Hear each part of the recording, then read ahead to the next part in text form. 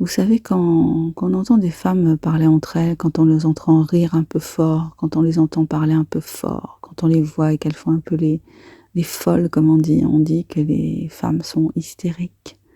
Toujours cette image de la femme hystérique, la femme qui est exubérante, la femme qui prend de la place, qui prend trop de place, qui se fait trop remarquer, qui est trop présente, qui se fait trop entendre. Il y a cette idée que la femme, elle est, euh, elle est remarquable, elle est là. Et c'est marrant aujourd'hui parce que dans l'espace public, euh, la femme doit s'identifier à l'homme. Elle doit être posée, elle doit être calme, elle ne doit pas être exubérante. Si elle est exubérante, ben, on va dire qu'elle n'a pas le contrôle d'elle-même. Si elle rit trop fort, si elle est trop femme quelque part. Donc, qu'elle soit dans une certaine contenance de type masculin, je dirais. Bon. Et si elle n'est pas là-dedans, eh ben, elle n'est pas prise au sérieux.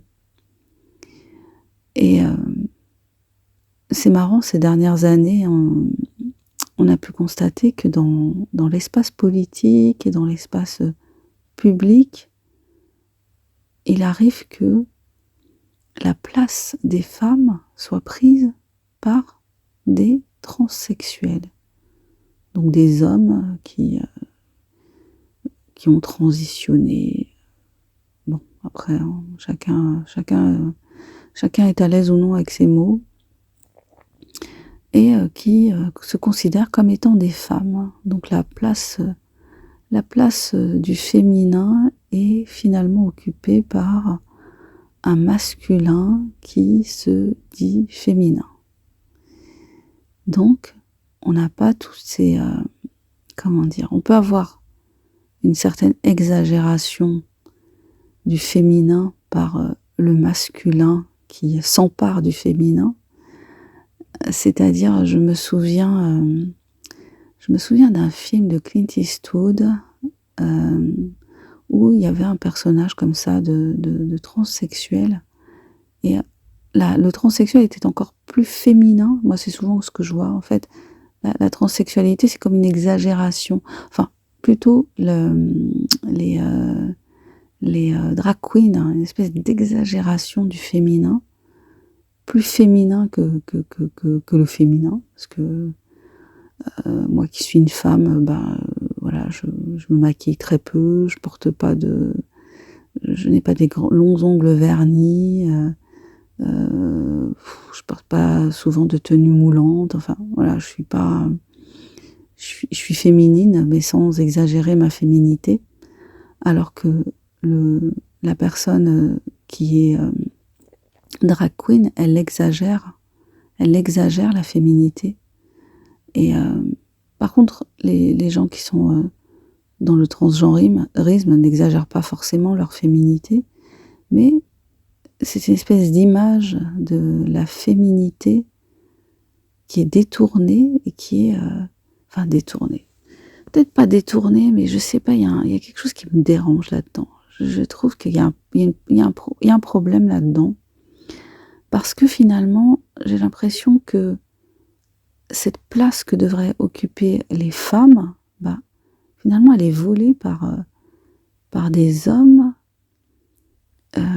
qui se disent femmes. Mais c'est pas gênant que des hommes se sentent, voilà, que des personnes souffrent, comment on appelle ça, de dysphorie de genre. C'est pas ça qui me pose problème. Le problème, c'est que finalement, on dirait que la place des femmes, elle en est réduite en fait. Et que dans l'espace public, on parle plus des problématiques du féminin, qui sont pourtant toujours là, très importantes, et auxquelles on ne cherche pas vraiment de solution, pour occuper l'espace médiatique avec les problématiques d'une partie de la population qui est extrêmement minime, alors que les problématiques de 50% de la population sont très peu prises en compte Vous voyez, c'est tout récent, par exemple, qu'on pense à mettre en place un congé menstruel. Heu, il n'y a toujours pas une prise en compte dans les entreprises, de la féminité, c'est-à-dire, une femme qui vient d'accoucher, qui veut allaiter et il y a pas forcément qui veut allaiter, qui veut, tirer son lait, il y a pas forcément un endroit qui peut être dédié pour ça. Voilà, il faut qu'elle se débrouille dans son bureau, dans les toilettes, et puis, on est aussi exigeant, si une femme, elle tombe enceinte, il y a de grandes chances qu'elle régresse dans son poste parce qu'elle va se retrouver en congé maternité ou même pour l'embauche. Enfin, la féminité en elle-même, elle est difficilement prise en compte dans, l'espace public.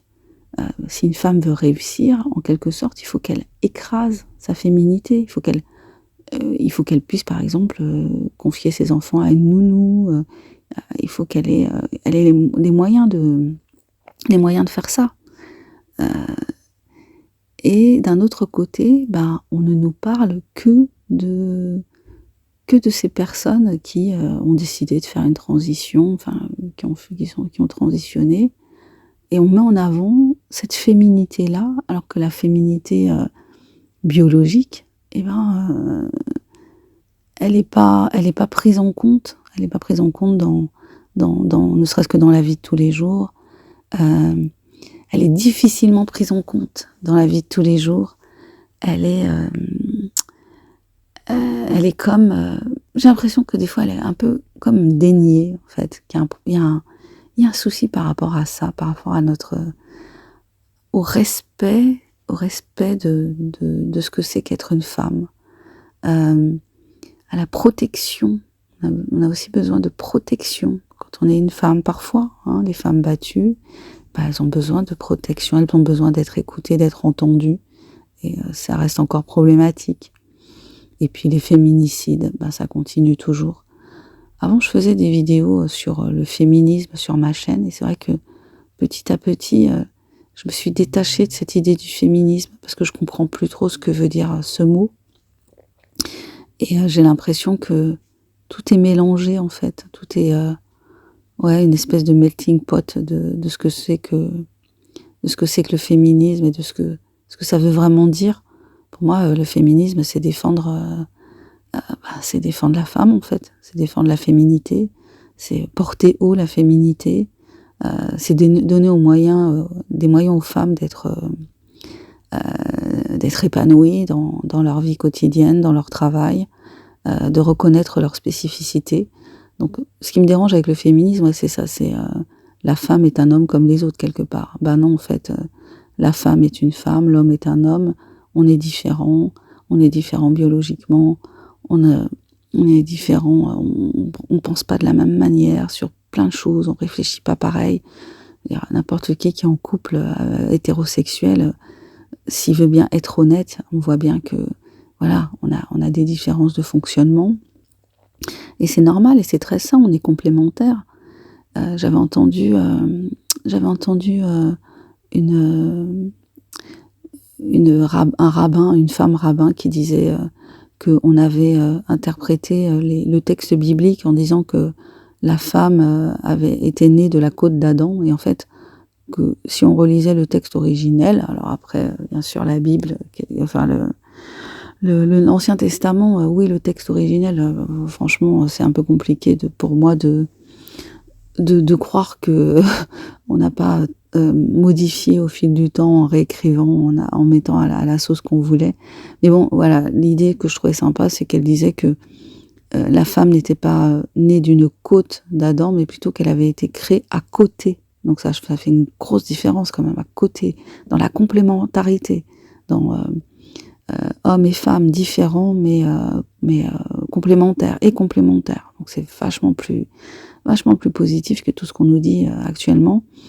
Donc je sais pas, j'avais envie de parler de ça aujourd'hui, de ce fait que je trouve que dans notre société, il y a comme un déni de la féminité, en fait, une abrasion, en fait, des différences qui est souhaitée, on dirait, entre hommes et femmes. Et puis en même temps, on sait bien, on voit bien que nous sommes différents et que c'est normal et que c'est sain la différence parce que c'est ça qui fait qu'on se rapproche. Mais en même temps, c'est comme si on voulait pas l'entendre, heu, tout en, par en dessous, en agissant, de manière, les femmes et les hommes dans le monde du travail sont pas traités pareil, voilà, dans l'espace public sont pas traités pareil, dans l'espace médiatique sont pas traités pareil. En même temps, on a ce discours que, être un homme ou être une femme, c'est la même chose et que, on peut passer de l'un à l'autre, comme si on avait exactement le même cerveau, exactement, la même façon d'être au monde. Je veux dire, quand tu es dans un corps féminin, tu pas la même façon d'être au monde que quand tu es dans un corps masculin. Tu n'as pas la même façon d'être au monde. C'est sûr, c'est certain. Enfin, je veux dire, c'est un vécu de tous les jours. Bon, écoutez, voilà, c'est ça que j'avais envie de partager avec vous aujourd'hui. Je me présente pour ceux qui ne me connaissent pas, je suis Sandra Ganval, écrivaine indépendante. Dans le descriptif, vous avez les liens vers mes romans, vous avez les liens vers mes formations et vous pouvez également me contacter si vous souhaitez entreprendre un coaching avec moi. J'accompagne des personnes qui souffrent de troubles du comportement alimentaire ou bien d'obésité ou qui cherchent à gagner ou perdre du poids. Voilà, une approche de type coaching, dynamique. N'hésitez pas à me contacter si ça vous dit. Je vous souhaite une super journée, je vous souhaite le meilleur, tout comme je me souhaite à moi-même le meilleur, et je vous dis à bientôt pour le prochain partage. Bye bye.